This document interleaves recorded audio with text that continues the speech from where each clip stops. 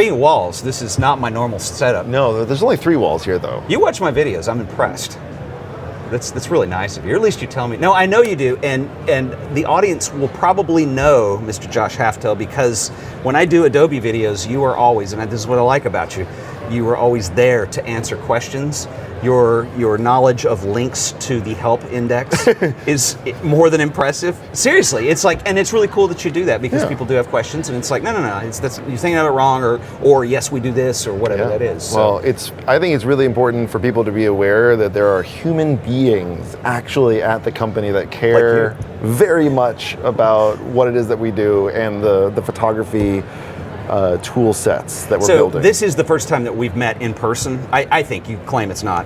No, Roman claims it's not. All right. No, you go away. We're not talking to you. We're talking about you. You stay over there. We're not laughing at you. We're laughing. But first of all, you're taller than I thought you'd be. Which is not a bad thing. Happens. It happens. But you and I have spent, like, a lot of times I'll do press briefings with Adobe. This is a little behind the scenes people don't know. And like, you're a photography nerd, I'm a photography nerd, and then we start talking, and then like, if he's around, it's like, you guys need to get off the phone. Yeah, it's time, we got other things to do today. But I really like that about you guys, because it's like, you know, you and I both using Lightroom, and I got into the syncing, because you were like, dude, you're the guy who syncs his entire, how many terabytes? Yeah. I got 9 point something terabytes you of photos. You have every image that you've made in the cloud, accessible from any device at any time. Yep, I love it. That's pretty amazing. Yeah, it's very important to me that I can, at any point, just embarrass myself, because that really is what it's all about. You know? So I usually, like, I have literally on here, and people out there can't see this, but I have... I'll overdub something. Yeah, like, and I'll send you these photos, it's fine. Okay. I can even, like, here, what we'll do is I'll just hit the record button on here, and that way... Now I'm recording my screen. This is technology. Yeah, I know, it's technology. I'm recording my screen, but now everybody can actually get to see what it is that I'm showing you. You just think I'm going to use this footage. Yeah, I mean, you can't have to. I literally have the very first photos I've ever shot. This was back when I was at RIT in 2001. I was a film snob. I believed that digital was BS. Yep. And so I literally took...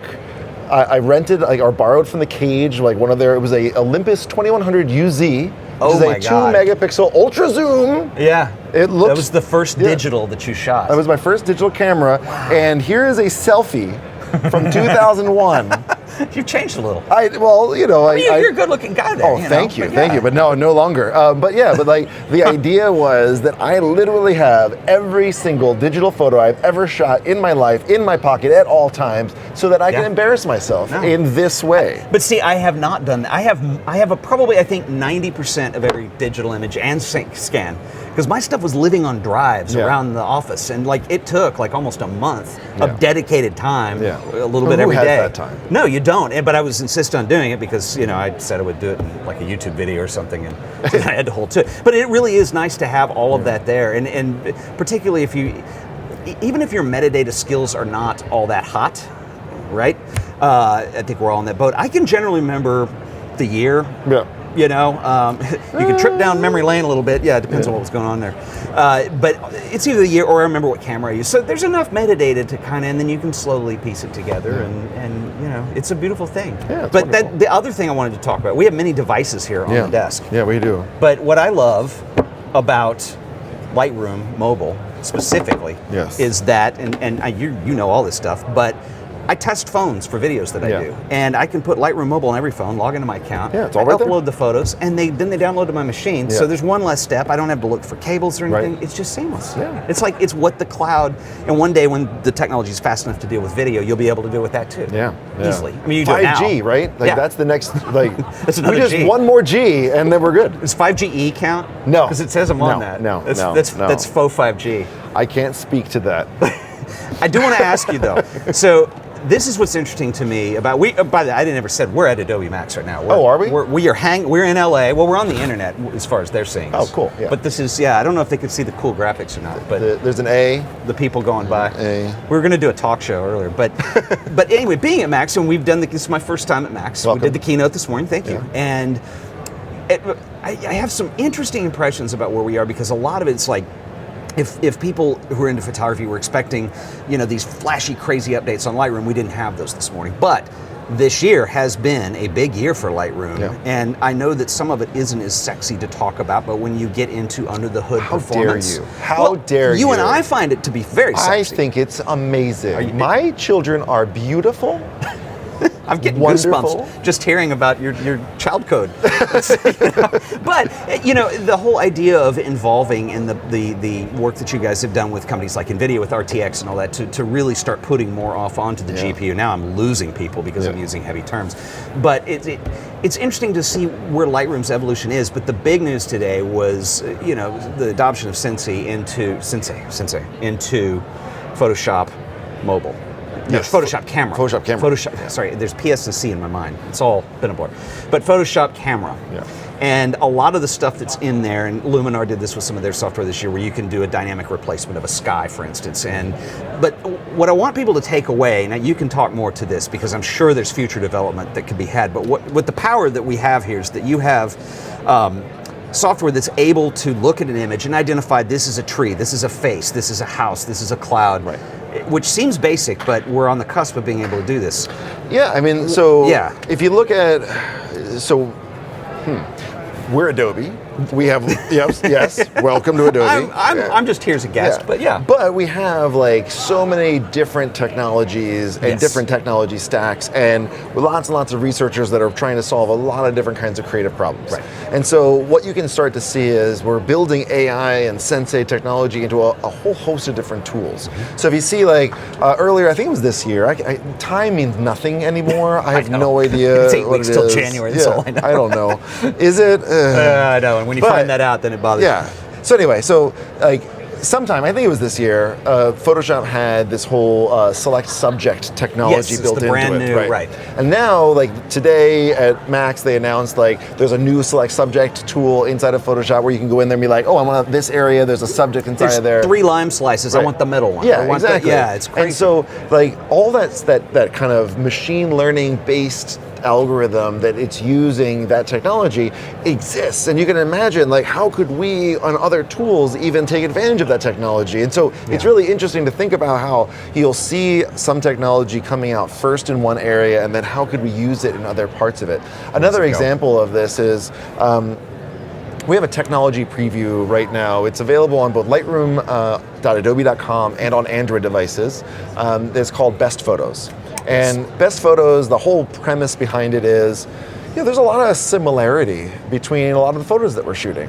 And in fact, like if I go out, I shoot 7,000 photos, there's probably only really like 10 photos in there. Sure. And I don't mean you have 5 photos of somebody and they're blinking in one, or they moving. There's bunches of I recently was shooting, my friends came up to visit and their kid was out. We went to the beach and we were like, all right, let's take a bunch of photos of the kid because kids love beaches. And of course, you got to shoot this is like a 1.5-year-old. You got to shoot 10 frames per second. They move fast. They're moving fast. They're like changing all this kind of stuff. And I'm shooting super shallow. And I'm like, whatever, spray and pray, right. And so just want to get the shot, but in the end of it, it turned into from 2,000 shots, I literally got 14 shots out of that 2,000 shooting. But why do I, as a human being, have to go in there and be like, this to this is all one stack of photos, this to this is one stack of photos, this to this is one stack of photos. You ever shot on a Sony A9? 20 frames a second adds up quick. Exactly, exactly. And so Best Photos' idea was, let's take some of this AI goodness that we have that has image similarity.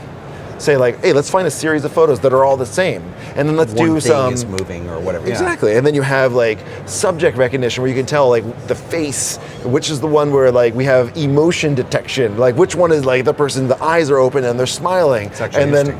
Let's take all that stuff and let's dig it together, and then let's find sets of photos that are similar and let's put them all into one stack. Then let's find the photo that's in focus, well exposed, the exposure is great, but I said the exposure already, the expression is great, all this other kind of stuff, and let's put that to the top. And now let's take all of those stacks with the best photos at the top, and let's take the top 10 of those photos based off of an aesthetic ranking machine learning algorithm that we have, where we took a bunch of people to say what do they like, what do they not like, and give you a first pass at, hey, look, these are your best photos in that section.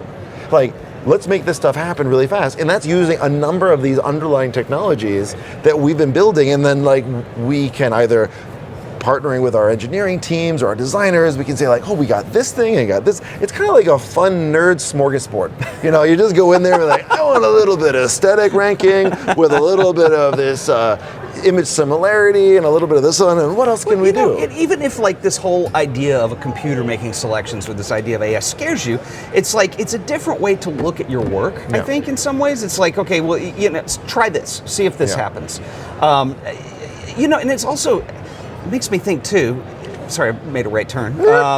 With Lightroom, we've never talked about this, but I'm curious to get your idea on this. No, this is interesting because like with an entire collection of images in one catalog, it used to be in the old days when you'd make an image, especially if it was going to print somewhere, if it was in some kind of professional capacity, you would have your final images that would never get touched. These are final. But what's interesting is with the technology that increases, whether it's a raw converter, whether it's an algorithm that's going to do something, it's like I feel like my catalog is more in a state of being possibly remixed at any given moment. More so than ever. Do you ever go back to old images? And all the time. Yeah. All the time. And that was actually something that, you know, like the ability to have access to all my photos at any time, the ability to go in there and, you know, you mentioned earlier, like this whole like fuzzy logic. Like I remember a photo. There was that one, where was that? That one photo? at that beach. One time, and I can't remember which one. And then I like go searching for that photo. And then I find this other photo that I completely forgot about. And what's crazy also, I think about this a lot of times where you ever have like an album, like a music album that you listen to and you're like, the first listen, it was horrible. Most likely because it was like this follow-up, repeat to your favorite album and like your favorite band. Your expectations were like, and you listen, you're like, oh, this is crap. And then you come back to it a couple months later, like, this is amazing. You don't have those expectations. And the same thing happens to me with my photographs. I'll go and I'll have this picture in my mind of how it's supposed to look, and maybe I missed that picture. And like, I'm off, you're bummed, and I'm super like just desolate. I'm crying in a corner. I'm like rocking really back and forth. It's really like it's easy for that. I'm very emotionally unstable, and it just like it takes just a little breath to push me over. I have a tissue if you need. Oh, thank you. I appreciate that. It's necessary sometimes. But like, I go back later on, and I'm like, okay.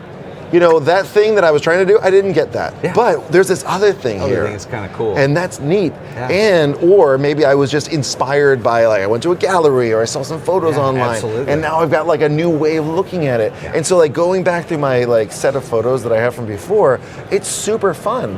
And like, I do have like a very special need. Which is that like I'm constantly diving through my catalog for sample photos for technology. I do the same thing, right? Because you need an image to show something. So I go through my photos a lot nowadays to like come up with images. And the same thing happens. It's like, okay, I need an image that will show this. I did my Lightroom presets last year, and that was the worst. It's like I'm trying to figure out what shows off presets, and it's like, well, I showed that image. I need to know. I think that was it. And you go back 3 years, and you're like, wait, what about that? You know, I don't remember that photo. It's like, did I take that photo? Back in the old days when, I mean, you know, I used to be a film snob too. I mean, I'll admit to it, but it's like all my stuff was in boxes all the time, or you were scanning it. But like before computer technology existed, it took a special moment to have to go cull through stuff to find things. Now it's just so much easier. Like I have it with me at all times, and I'll be like, just being able to have this opportunity, just a reason, like no reason other than I'm curious, and then I'll scroll through this stuff, and that's really fun. That's awesome. You know, the other interesting thing too is that, and I think Photoshop camera to this extent, Lightroom has had a camera built into it, and I'll be honest with you, I'm back and forth on using that, and typically the reason I do use it is when I need a raw file from a camera that won't give me one natively. Like, did I just, no, anyway. So but you do have the access to the raw file, and so what it's looking like, at least it's a possibility, whether or not you're heading in this direction, is that now Adobe is creating something that is actually going to, you're drifting into computational imaging is what I'm trying to say. We've been doing computational photography for quite a while. And it's just in a wide variety of different areas. And you don't have to make the hardware. So you have to support a lot of hardware. That's fun. It's fun. But you think about it, like computational photography is something that we've been doing, like HDR is computational photography, panorama is computational photography. There's a lot of different kinds of computational photography that we've been doing for a very long time, and we're doing more and more of it. So like in the Lightroom camera, we have a long exposure mode where it captures a bunch of raw photos. That's there. And if you have an iPhone 11, it's not there right now because we had to take it out for a moment. We're going to add it back in happening again. It's coming, yeah. It's coming back. It's coming back. But the cool thing, we had to borrow it from You'll get it back soon. But like the cool thing is, like we have like all of this technology under the hood that we're working on, like the HDR mode inside of the camera, which is there, sure. is like it actually takes 3 different RAW files and merges them together into another RAW file. And I have A/B'd it with camera manufacturer HDR, and sometimes it's, well, actually most of the time it's better. It gives you a DNG file. Yeah, it gives you a DNG file, so it's raw. It's not fully baked. So like you can control like the tone mapping inside of there. You can make it like as crazy or as not that you wanted to make it. Point is that yes, we're doing computational photography, and we're going to continue to do computational photography in a wide range of different capacities. Because, so the way I've been thinking about it, you're talking about whether it's AI or computational photography, whatever it is. Like the fear, so to speak, is somebody else is making creative decisions on my behalf. Right. And there is like certainly something to be said about that. There's a robot out there that is taking my job. Or there is a worry about that.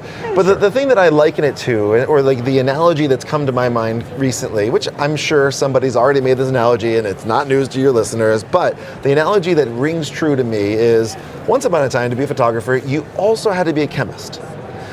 Over time, like Kodak came about, and they're like, "Hey, don't worry about me. You push the button. You push the button. We'll do the rest." rest. Yeah, it's like so now instead of figuring out like, all right, I got to get this kind of chemical, this kind of thing, I could just like, all right, I could just focus on the thing that matters to me as an artist. Yes. That doesn't mean that like the chemists aren't artists. They're artists, and that's there. It didn't go away. If they want to do that, it's there today. Yeah, you can still do that. Sure. But if you want to just focus on the decisive moment, you can just focus on the decisive moment. Yeah.